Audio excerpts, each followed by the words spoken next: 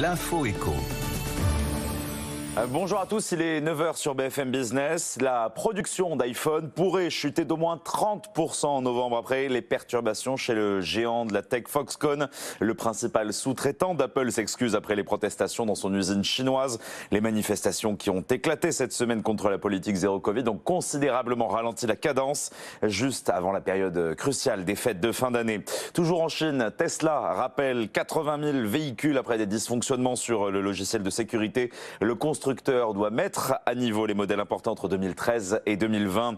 Opération réconciliation à Berlin aujourd'hui. Elisabeth Borne sera reçue par Olaf Scholz cet après-midi. Les deux puissances du continent pourraient trouver un terrain d'entente sur la lutte contre l'Inflation Reduction Act. Paris et Berlin voient déjà la menace américaine prendre forme avec des projets d'implantation d'usines reportés en Allemagne notamment. La croissance allemande justement au troisième trimestre est révisée à la hausse, plus 0,4% selon l'Institut des Statis, au lieu des 0,3 anticipés sur un an. Le PIB allemand croît de 1,3% et ce malgré la crise énergétique et l'inflation. À Bruxelles, les Européens sont restés divisés sur le plafonnement des prix du gaz. Pas d'accord à l'issue de la réunion des 27 ministres de l'énergie, alors que les prix flambent toujours et la Commission européenne qui a fait ses propositions a reçu donc une fin de non-recevoir. Elle doit maintenant revoir sa copie. En France, le risque de coupure d'électricité ciblée en début d'année prochaine n'est pas à exclure. Mais l'hiver le plus à risque sera probablement le prochain, fin 2023. C'est en tout cas ce qu'a estimé la présidente du comité de régulation de l'énergie, Emmanuelle Wargon. Elle était hier soir sur BFM Business. La Banque européenne d'investissement accorde un prêt de 200 millions d'euros à OVH Cloud.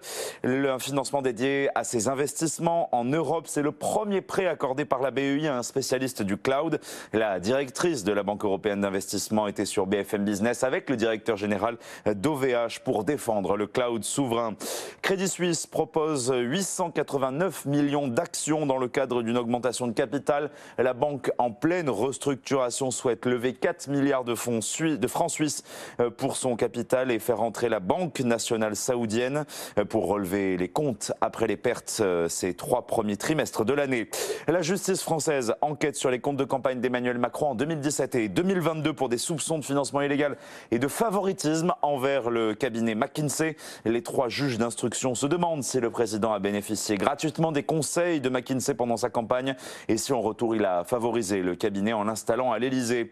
Des mouvements sur les salaires. Un accord a été trouvé hier chez Enedis sur une hausse de 4,6% et aujourd'hui un appel à la grève chez Worldline, le leader mondial des transactions en ligne. Les syndicats s'indignent d'une proposition de hausse de salaire de 0,58%. La date n'est pas choisie au hasard puisque c'est aujourd'hui le Black Friday, la fête du commerce en ligne. On retrouve Antoine Larigauderie à Euronext à 9h02 sur BFM Business.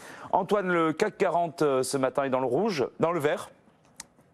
Identifier, analyser, planifier, trader. Votre rendez-vous avec IG. Investissez avec les Turbo 24. Évidemment, un peu de sponsor avant. Antoine Larigauderie, Euronext, ce matin, le marché parisien dans le vert, mais un peu hésitant après cette semaine. Oui, en fait, on est vraiment sur des points d'équilibre. Là, on vient de repasser légèrement dans le rouge, moins 0,01%, 6706 points. On reste au-dessus de ce seuil symbolique des 6700 points qui nous ramène à la fin du mois de mars. Et assez peu de dynamisme prévu pour cette séance, étant donné qu'il n'y aura qu'une demi-journée de bourse du côté de Wall Street. C'est jour férié hier pour fêter Thanksgiving.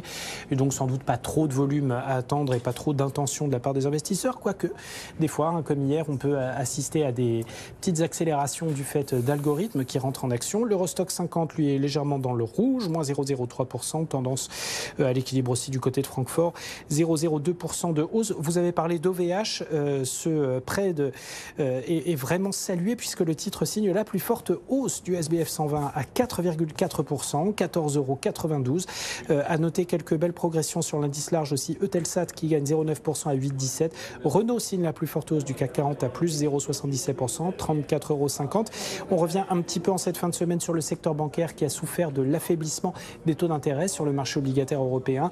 Crédit Agricole reprend 0,8% à 9,81 €. BNP Paribas plus 0,6, 53,57. À la baisse, on retrouve Téléperformance, moins 1,3%, 210,20 €. Eurofins Scientifique, moins 1 à 67,88. La plus forte baisse du SBF 120, elle est pour M6 qui perd 1,4% à 12,82. Le CAC, plus 0,01, 6708 points. Et l'euro face au dollar cote en ce moment à 1,0412. La cloche qui sonne à Euronext. Merci Antoine Larigauderie, 9h04 sur BFM Business. Nicolas Dose accueille les experts tout de suite.